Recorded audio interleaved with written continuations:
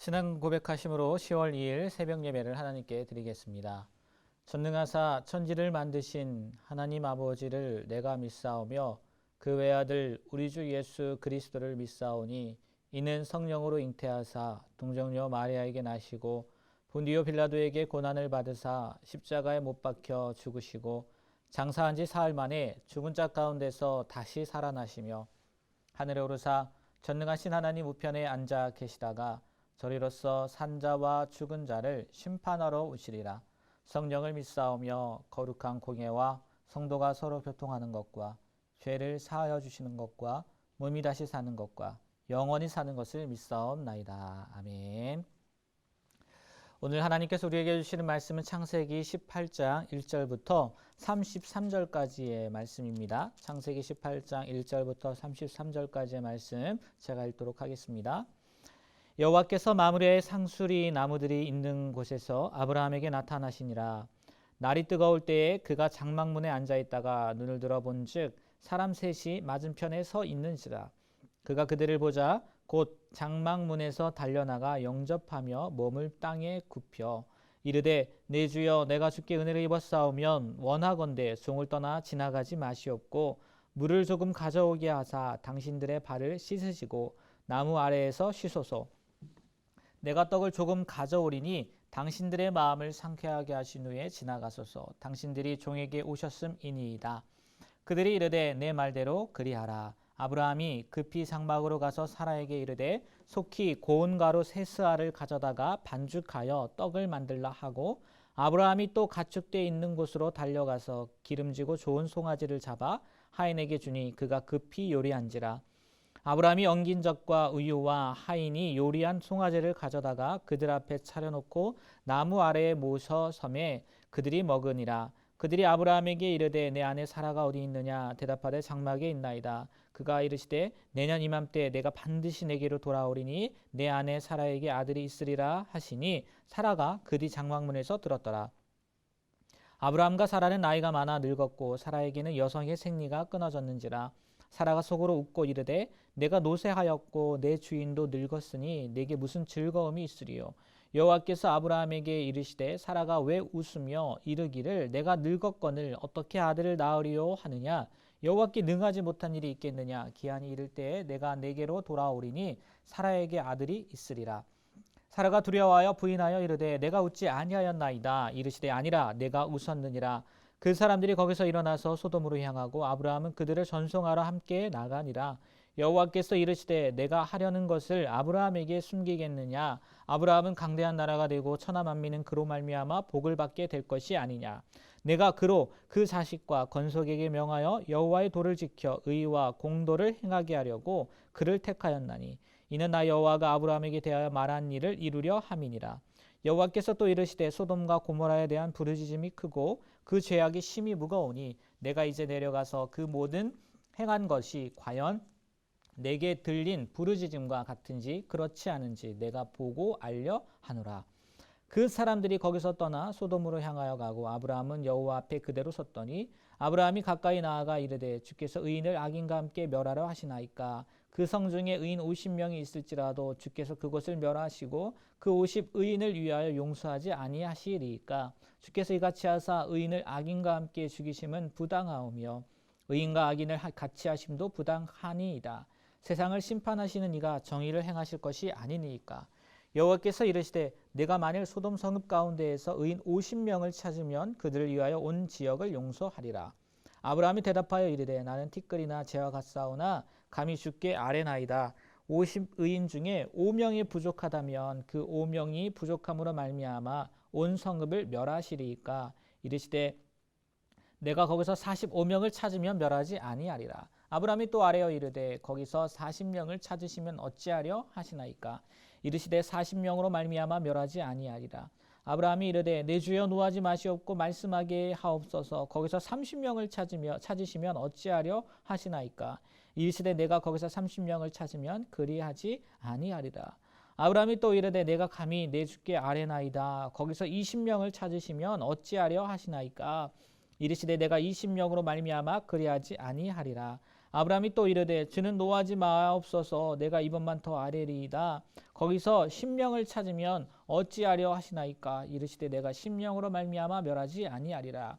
여호와께서 아브라함과 말씀을 마치시고 가시니 아브라함도 자기 곳으로 돌아갔더라. 아멘. 오늘 말씀은 아브라함에게 새 천사가 나타나 내년에 사라가 이삭을 낳을 것이라는 예고와 함께 소돔을 멸망하시려는 계획에 대해서 말씀하시고 아브라함이 그에 대해서 우리가 잘 아는 의인 10명 이야기가 바로 오늘 말씀의 내용들입니다. 첫 번째로 오늘 말씀을 보면서 정말 많은 궁금증을 유발하는 장면이 있습니다. 바로 아브라함이 새 사람을 맞이하는 장면입니다. 많은 학자들이 이것은 중동에서 손님을 대접하는 풍습이다라고 이야기를 합니다. 그리고 히브리서 13장 2절에 보면 손님 대접하기를 잊지 말라. 이로써 부지 중에 천사들을 대접한 이들이 있었느니라 라는 말씀을 통해 아브라함도 또 나중에 롯도 나오죠. 롯도 손님을 잘 대접한 것으로 표현합니다. 그런데 다음 주 월요일에 보실 19장에서도 이야기될 수 있겠지만 롯이 앉아있던 성문이라는 장소나 오늘 말씀에 아브라함이 있던 장소도 그냥 의미 없는 장소가 아니라는 거예요. 여러분 마물의 상수리 나무들이 있는 곳이 어떤 곳인지 아십니까? 바로 아브라함과 롯이 떨어졌을 때 하나님께서 아브라함을 떠나라고 하셔서 헤브론의 마물의 상수리 숲에 이르러 거주하고 그곳에서 뭘 했습니까? 제단을 쌓았다는 거예요. 바로 예배하는 곳이었다는 겁니다. 거기에서 세 사람, 천사죠. 세 사람이 나타나 아브라함에게 보였다는 거예요. 그리고 2절의 끝 말씀을 보시면 알겠지만 아브라함이 그냥 맞이한 것이 아니라 달려나가서 영접하며 몸을 땅에 굽혔다는 겁니다. 아무리 손님을 대접하는 것이 그 당시에 풍습이고 관습이라고 하지만 조금 과하다고 생각하지 않으시나요? 롯도 아브라함과 비슷하긴 하지만 그냥 일어나기만 했거든요.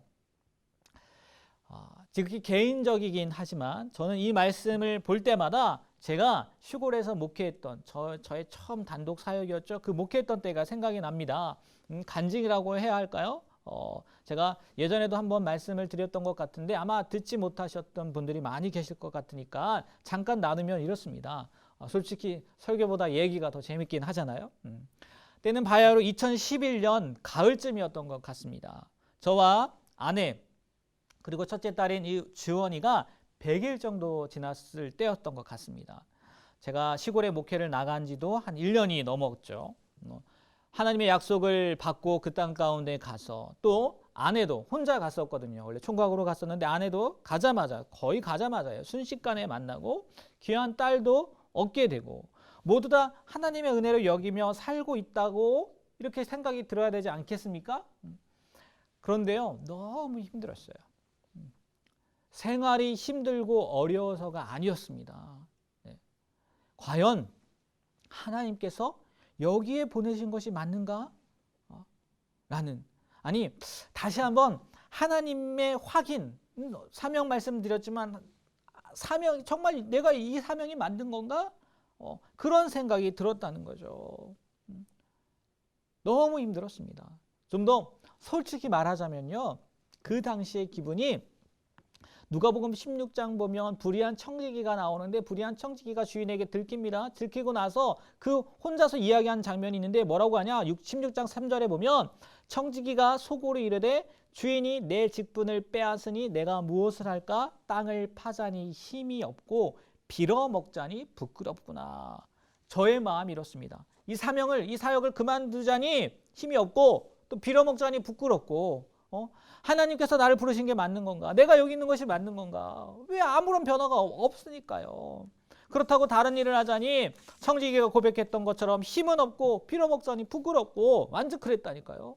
그렇게 삶에 대해서 또 미래에 대해서 고민하고 생각했다는 거죠. 또 하나님의 약속에 대해서도요. 마치 오늘 아브라함처럼 하나님의 약속을 받았고 그렇게 행동했으며 그것을 바라고 살고는 있었지만 변화되는 게 없단 말이에요. 나아지는 것도 없고요. 진짜 맞는 건가? 그럼 왜 이렇게 답답한 걸까? 그런 생각들 말입니다. 오늘 1절에서도 보니까요. 아브라함이요 날이 뜨거울 때 장방문에 앉아 있었던 것을 보면요. 날이 뜨거우면 어떻게 됩니까? 이 당시 사람들 이 지역 낮잠 자야 돼요. 근데 잠도 안 올 정도로 이런저런 생각이 많았던 것 같아요. 그러던 차에 제단을 쌓은 곳에서부터 뭐예요? 범상치 않은 세 사람이 보이는 겁니다. 어떤 마음이었을까요? 여러분 상상이 되지 않습니까? 저도 그랬어요. 저도 어느 주일이었습니다. 이미 토요일에요. 누군가가 왔다. 두 사람이 왔다가 갔다는 이야기를 아내에게 들었습니다. 근데 저는 만나지 못했어요. 그리고 또 그들이 다시 올 거라고 생각하지도 못했어요. 그런데요, 그 주일날 아침 묵상을 하면서 오늘 이 창세기의 말씀이 기억이 나면서 정말 하나님이 살아계시고 하나님이 맞다면 그 사람들을 그렇게라도 보내달라고 이런 기도를 했단 말이에요. 어떻게 되었을까요? 정말요. 주일 예배 시간이 되었는데 어제 왔던 손님이 찾아온 거예요. 예배는 당연히 드렸고요. 그냥 가시려고 했는데 어떻게 했을까요? 당연하죠. 붙잡습니다. 식사 대접을 하려고 말이요. 그리고요, 한동안 그분들과 이야기를 나눴습니다. 어떤 이야기였을까요? 하나님께서 보내셨다는 말씀, 하나님께서 그분들에게 이런 마음을 주셨다는 것 등등을요, 저와 아내에게 하나하나 이야기해 주는 거예요. 아내와 저는요, 두 분의 이야기를 들으면서요, 얼마나 눈물을 흘렸는지 몰라요. 저는 아브라함도 똑같지는 않겠지만 그런 마음이었지 않았을까 하는 지극히 주관적인 생각을 해봅니다. 그런데요, 그 생각이 크게 틀리는 것 같지는 않지 않나요? 하나님께서도요, 아브라함에게 다시 한번 어떻게 해요? 내년 이맘때 17장 21절도 동일하죠. 내년 이 시기에 사라가 내게 낳을 이삭을 세우리라 라고 했지만 다시 돌아올 건데, 내년 이맘때 다시 돌아올 건데 그때에는 사라에게 아들이 있을 것이라고 확인까지 시켜주지 않습니까? 과연 하나님이 맞으시고 하나님께서 아브라함을 불렀고 인도하고 계시다는 것이겠죠. 저도요, 그런 마음이었다는 거예요. 제 아내도 그런 마음이었다는 거예요. 그런데 그 이야기를 듣고 사라는 속으로 웃었죠. 지금 생각해 보면요, 제 아내는 웃진 않았거든요. 막 굉장한 말씀들을 해주셨거든요. 어떻게 보면 제 아내가 사라보다 나은 것 같기도 해요. 그런데 하나님도 참 짓궂지 않으신 것 같아요. 짓궂으신 것 같아요. 사라한테 직접 이야기하면 될 것을 13절에 보니까 아브라함에게 사라가 웃었다고 이야기해 줍니다. 마치 부부가 싸우면 아이한테 야야 엄마한테 아빠는 안 한다고 그래라 뭐 이렇게 이야기하는 것 같아요. 울렸다가 웃겼다가. 아무튼 여러분 14절 말씀처럼요, 하나님께는요 능치 못한 일이 없습니다.